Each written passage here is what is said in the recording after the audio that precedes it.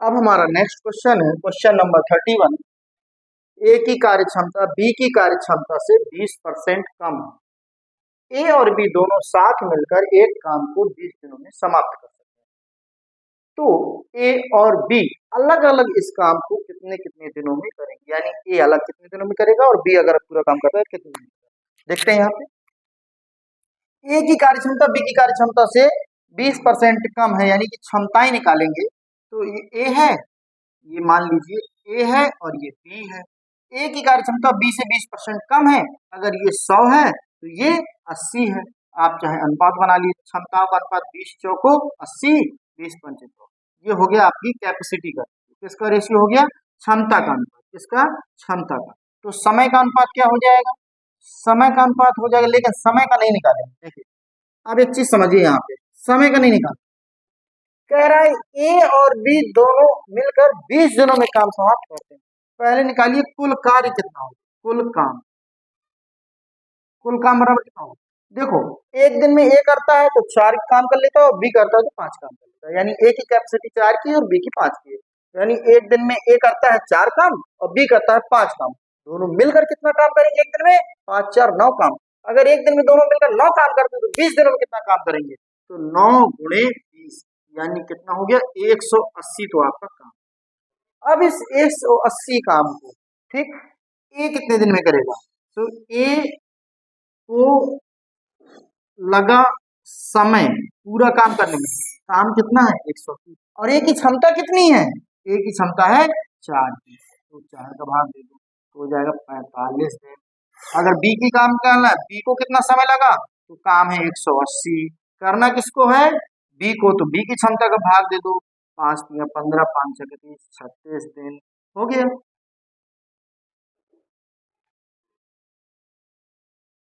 Next question है question number 32। देखिए सिर्फ कॉन्सेप्ट समझना है, मैथ्स बहुत आसान तरीके से सिखाने की कोशिश करेंगे, आप कॉन्सेप्ट समझिए, बिल्कुल आसान हो जाती है मैथ।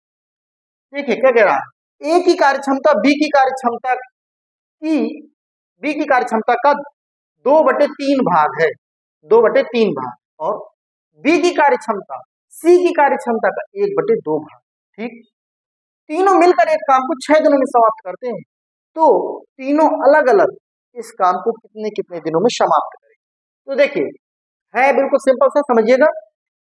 जैसे अभी आपने पिछला लगाया बिल्कुल इसी तरह का है, उसमें परसेंटेज में दिया था कि इससे ज्यादा इतने परसेंट ज्यादा है, इससे परसेंट कम। यहाँ देखिए ए की जो क्षमता है वो बी की कार्य क्षमता का 2/3 भाग है, यानी ए की क्षमता बराबर बी का 2/3 है, इतनी ही बात।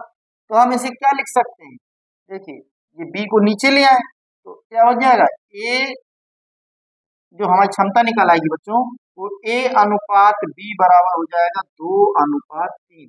ये बी नीचे आ गया, ऊपर 2 हो गया नीचे 3, यानी ये एक प्रकार से बन गया ए बटे बी बराबर क्या हो जाएगा, ये 2 होगा ये 3 होगा। हम रखेंगे ए अनुपात बी बराबर 2/3, क्योंकि बटे का मतलब ही होता है अनुपात। बटे का क्या मतलब होता है, अनुपात। ठीक, कह रहा है बी की कार्य क्षमता, बी की कार्य क्षमता सी की कार्य क्षमता, जैसे हम लिखे दे रहे हैं वैसे ही बी की कार्य क्षमता सी की कार्य क्षमता का 1/2 भाग, यानी बी बराबर है सी का 1/2। यहाँ से हम बी अनुपात सी, सी को नीचे ले आए, बराबर 1 अनुपात। कोई दिक्कत यहाँ तक बच्चों। तो अब देखिए यहाँ से हम क्या निकाल सकते हैं, ए बी बी सी दिए तो A ratio B ratio C बराबर 2 1 कम 2। इसका इससे गुणा करेंगे, इसका इससे गुणा करेंगे, और इसको इससे गुणा करके यहाँ रख देंगे, और 3 दूनी 6 यहाँ रख देंगे। अब जो बीच की संख्या है वो बी से बी गुणा करेंगे, 3 1 कम 3, यानी हमारा निकल आया ए अनुपात बी अनुपात सी 2:3:6, यानी ए की जो कार्य क्षमता है वो 2 की है, बी की कार्य क्षमता 3 की है, और सी की कार्य क्षमता 6 की है। अब देखिए कह रहा है तीनों मिलकर इस काम को 6 दिनों में समाप्त करते हैं, तो तीनों अलग अलग इस काम को कितने दिनों में समाप्त करें। देखिए क्षमता निकल आई, आपको पता है कि तीनों मिलकर 6 दिन काम करते हैं, तब काम समाप्त होता है। तो आप कुल काम निकाल लीजिए पहले, कुल काम, कुल काम कितना हो जाएगा बताइए, कुल काम कितना हो जाएगा।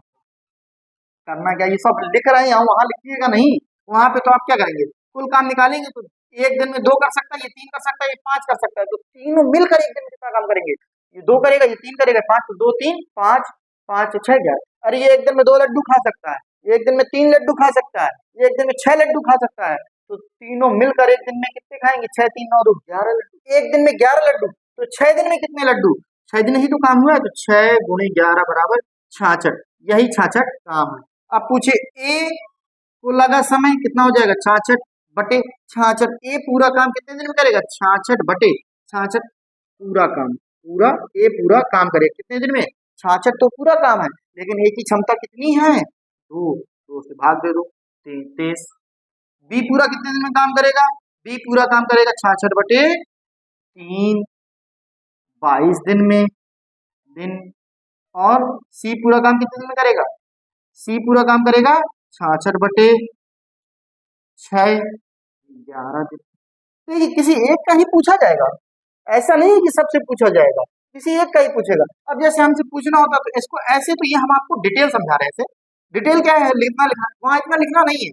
वहाँ एक आपने देखा ए बी की अनुपात क्षमता अनुपात कितनी? 2 अनुपात 3, तो ए बी 2 अनुपात 3 और बी सी क्या कह रहा है? बी की क्षमता कार्य क्षमता सी की कार्य क्षमता का 1/2 है, तो सी 1 अनुपात 2, 2 3 6। तो आप क्या रखते? सीधे सीधे आप क्या करते? 6 गुणे 3 2 5 1 6 11, 6 3 9 2 11 बटे किसका कराना है? अगर मान लो हमसे पूछ रहे तो सी की कार्य क्षमता, तो हम सी से भाग दे देते। बी की कार्य क्षमता, मान लो हमसे बी पूछ लेता तो बी के तो 3 रखते, 3 दूनी 6 11 दिन, बस इतना ही करते। वो तो हम आपको डिटेल समझा रहे हैं, आप तो उत्तर ऐसे ही निकालते ना।